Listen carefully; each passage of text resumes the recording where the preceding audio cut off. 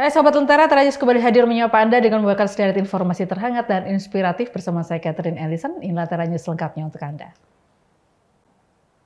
Kita mulai Terajus dari Kabupaten Sidoarjo, Jawa Timur. Akhir-akhir ini warga Sidoarjo dan Surabaya merasakan suhu sangat tinggi yang terjadi sepanjang hari dan suhu ini jauh lebih panas dari sebelumnya. Badan Meteorologi, Klimatologi, dan Geofisika atau BMKG Juanda Sidoarjo akhirnya menjelaskan soal panas menyengat yang terjadi adalah akibat dari awan yang sangat tipis, sehingga panas matahari langsung mengenai bumi tanpa hambatan awan.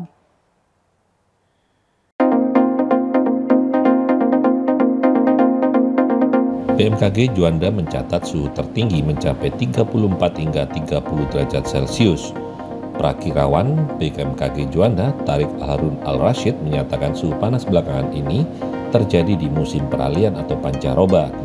Dari musim panas menuju musim penghujan, ditambah matahari berada di atas Kabupaten Sidoarjo dan kota Surabaya. Kondisi ini dikenal dengan kulminasi. Ia menambahkan kondisi panas ini diperkirakan akan terjadi hingga bulan November 2025 mendatang. Kulminasi terjadi setiap hari antara jam 11 hingga jam 1 siang. Hal ini juga disebabkan oleh cerahnya langit karena tidak ada awan hingga panas matahari langsung mengenai bumi tanpa hambatan awan. BMKG Juanda menghimbau kepada masyarakat yang beraktivitas di luar ruangan agar mengenakan baju panjang dan perlengkapan lainnya yang bisa menutup kulit dari paparan sinar matahari atau menggunakan sunscreen.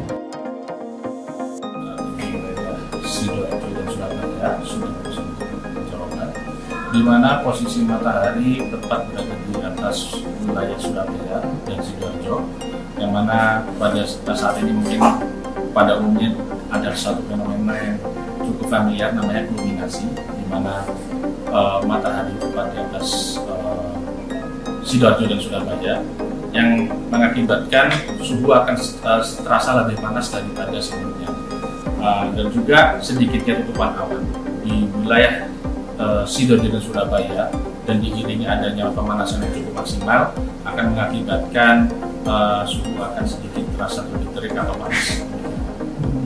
Kalau suhunya sendiri di Sidoarjo Surabaya paling tinggi kemarin bisa sampai berapa? Ya, untuk di wilayah Surabaya dan Sidoarjo di kisaran 34 hingga 37 derajat Celcius maksimalnya.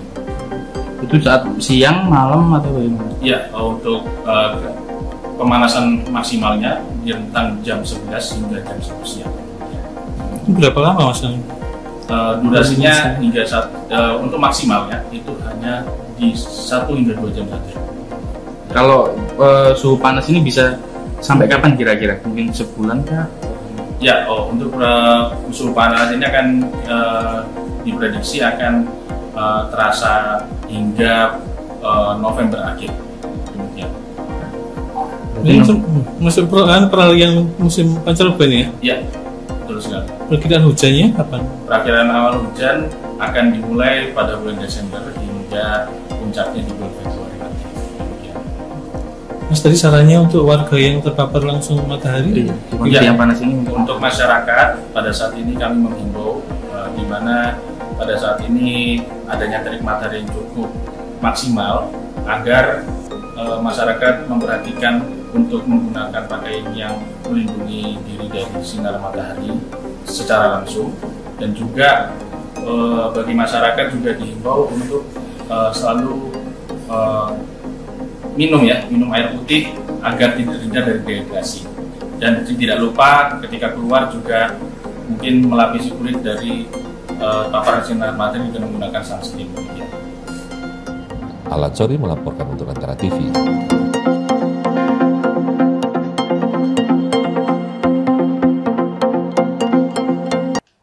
Kita ke informasi selanjutnya. Satuan Tugas Penertiban Kawasan Hutan mengamankan lebih dari 4.600 meter kubik kayu hasil ilegal logging yang dikirim dari Kepulauan Mentawai, Sumatera Barat dan berhasil dihentikan di Pelabuhan Gresik, Jawa Timur. Aksi pembalakan liar ini tidak hanya mengancam kelestarian lingkungan tapi juga menimbulkan kerugian negara yang ditaksir mencapai 240 miliar rupiah.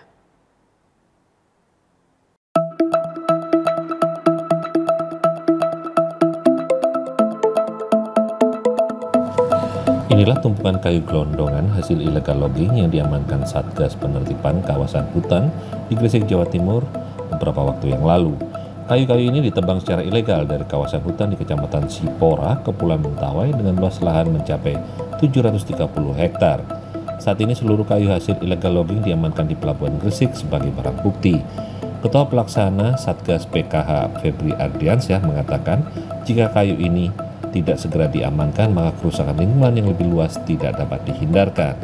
Hingga saat ini belum ada tersangka yang ditetapkan dalam kasus ini. Satgas PKH bersama penyidik Pegawai Negeri Sipil atau PPNS dari Kementerian Lingkungan Hidup dan Kehutanan masih terus melakukan penyelidikan, mulai dari titik awal pengambilan kayu di Mentawai hingga jalur distribusinya ke Gresik. Satgas menduga ada keterlibatan korporasi dalam kasus ini, yakni PT Berkah Rimba Nusantara. Ada 4.610 ya, meter kubik kayu di belakang nantangkan. Dan ini salah satu kegiatan Satgas PKH. Kami langsung berkunjung ke sini. Ada Kepala BPKP selaku Wakil Pengarah, ada Pak Kabar Eskrim dan Pak Kasum TNI.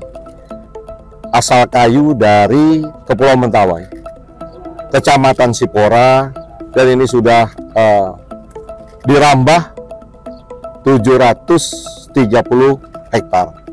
Bayangkan kalau kita diamkan ini pasti akan habis. Dan tadi dari keterangan rekan-rekan dari kehutanan, untuk menunggu kayu sebesar ini dibutuhkan waktu 50 tahun lebih.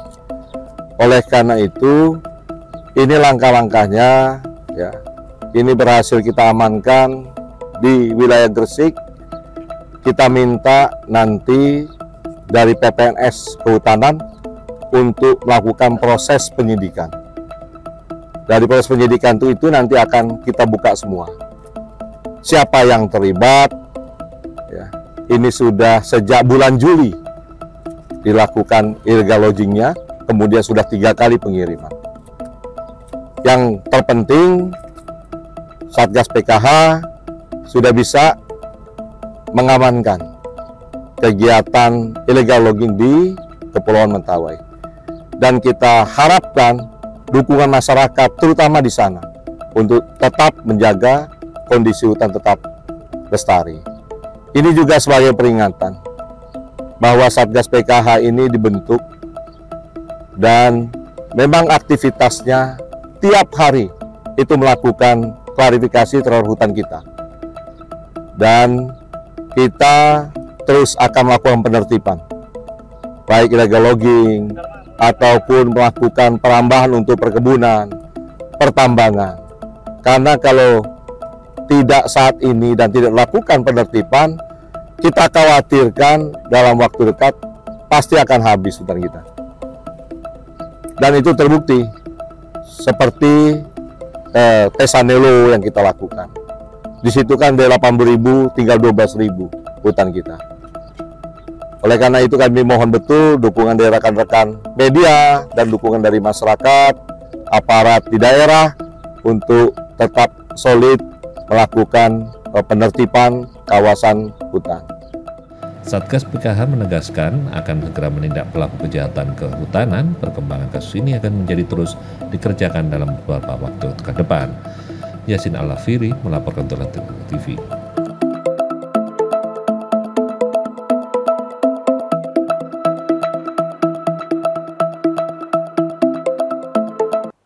Usai jeda kita akan hadirkan informasi keuntungan penggunaan teknologi AI di smartphone, jadi tetap bersama kami di Tera News.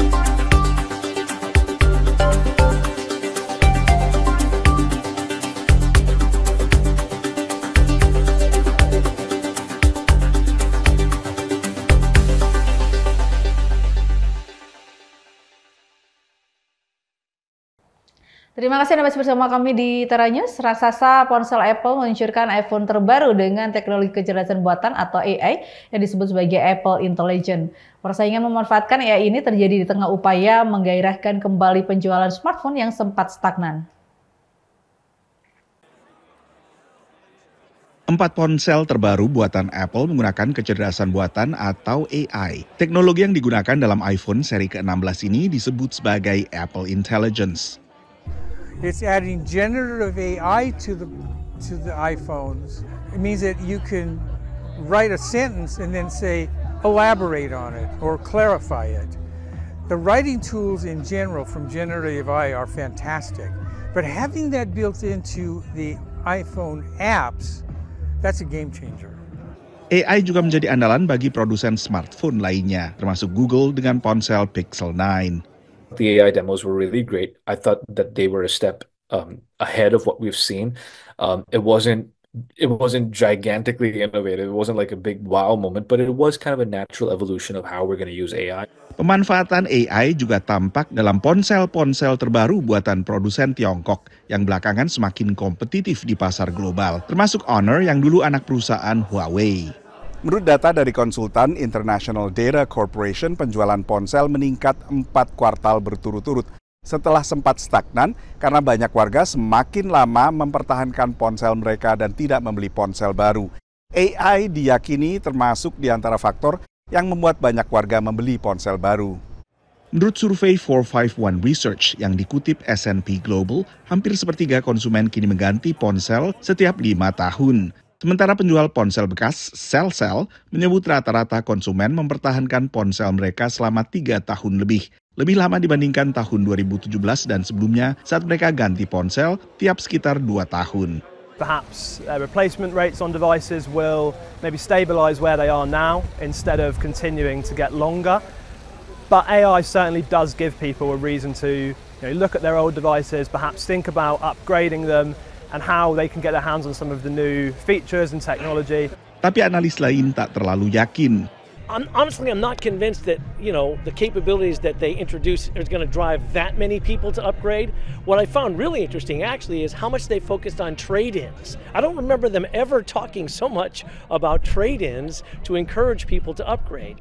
And, the other problem, of course, is all of the initial AI models are US English only. So that cuts out, a decent portion of the world. And some of this stuff won't come until next year for other regions around the world in other languages. S&P Global menemukan alasan orang bertahan dengan ponsel lama mereka lagi-lagi soal tingginya inflasi, lalu juga suku bunga tinggi yang membuat cicilan lebih mahal. Dari Washington DC, Nova Purwadi dan tim VOA. Rancangan busana yang memadukan budaya Papua dan Jawa meramaikan panggung busana New York Indonesia Fashion Week. Acara tahunan ini juga menampilkan rancangan busana untuk generasi muda serta adanya pentas seni budaya Indonesia.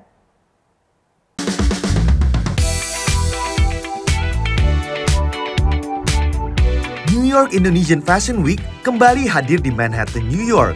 Pagelaran fashion yang menampilkan rancangan karya-karya busana desainer Indonesia ini dibuka dengan pagelaran Tari Kembalikan Balikku dan kelompok Angklung Anbaya dari Indonesia. Kebetulan kita diberikan kesempatan untuk tampil di New York Indonesian Fashion Week.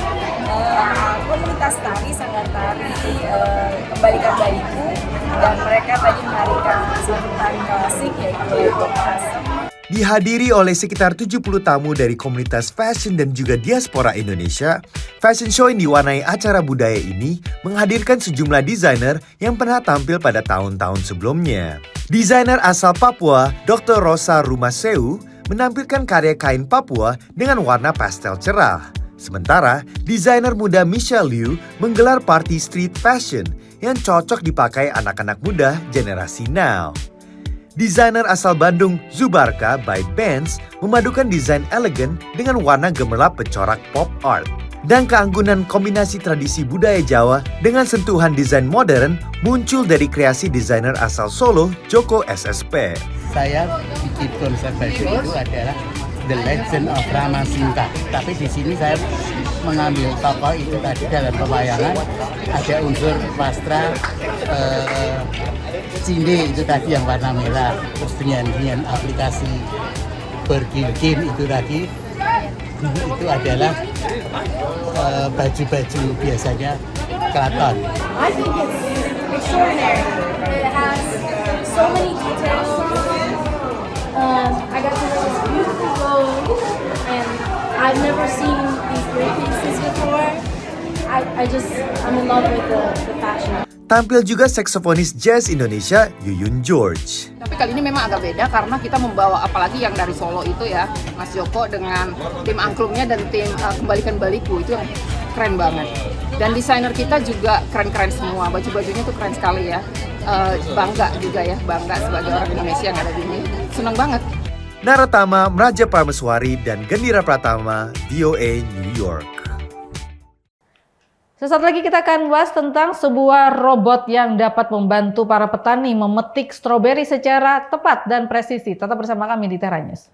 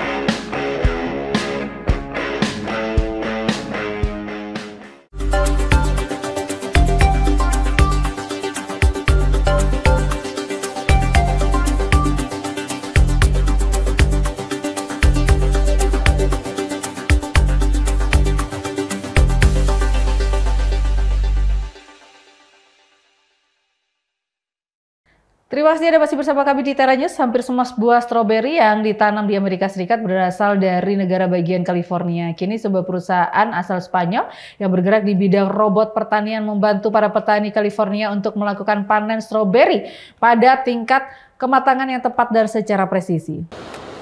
Juan Bravo menciptakan sebuah robot yang dapat memanen stroberi dengan mulus. Memanfaatkan sensor dan kamera, robot ini menganalisis tingkat kematangan setiap buah stroberi dan memprogram gerakan lengan robot untuk memotong batangnya tanpa mengganggu buah yang belum terlalu matang. They ripe from the bottom to the top. So the tip of the bottom becomes red while the other part of the strawberry is still green and is going up. So we measure what part of the strawberry is in red and what is still remaining in green. We typically want about 90% red, 10% green. That is a perfect moment for harvest. Robot ini rata-rata memotong satu buah stroberi setiap 10 detik. Selama 3 hari, mesin ini dapat memanen 8 hektar kebun stroberi. We don't want to touch the skin of the strawberry, never. So if we don't touch the surface, we are not going to contaminate it. Could be with mildew, or could be with virus or whatever. We don't touch the strawberry. Panen otomatis ini dilengkapi bak vacuum dari Agrobot yang secara harfiah menyedot hama dari semak-semak tanpa merusak buah ataupun menggunakan pestisida. Robot ini tidak akan kepanasan atau kelelahan dan tidak mengambil alih pekerjaan manusia, menurut Matt Conroy, manajer distrik sebuah perusahaan buah dan sayuran lokal. As an industry, we are short on people. I have a hole roughly 15 to 20% every year that I need that many more people. It's not a matter of displacing people, it's a matter of filling in the holes and the gaps to where we don't have enough people to do the jobs. Matt mengatakan ia berharap ada lagi robot agro yang dimodifikasi untuk membantu memanen tanaman lain juga. Dari Arlington, Virginia, saya Helmi Yohanes dan tim VOA. Pandemi menambah rasa terasing bagi banyak warga lansia karena tak bisa dikunjungi oleh keluarga. Tapi pada saat bersamaan, sebagian akhirnya dipaksa mengatasi kegagapan teknologi untuk berkomunikasi dengan dunia luar. Dan sebagian juga menggunakan teknologi robot asisten yang menambah kualitas hidup di hari tua. Nah, bagaimana robot asisten bagi para lansia tersebut? Berikut liputan selengkapnya untuk Anda. LQ, can we have coffee? I like that idea. LQ, sebuah robot asisten, menemani David menikmati kopi pagi. Where in the virtual world do we want to go? Paris. Magnifique. Sit back and enjoy the sights and sounds.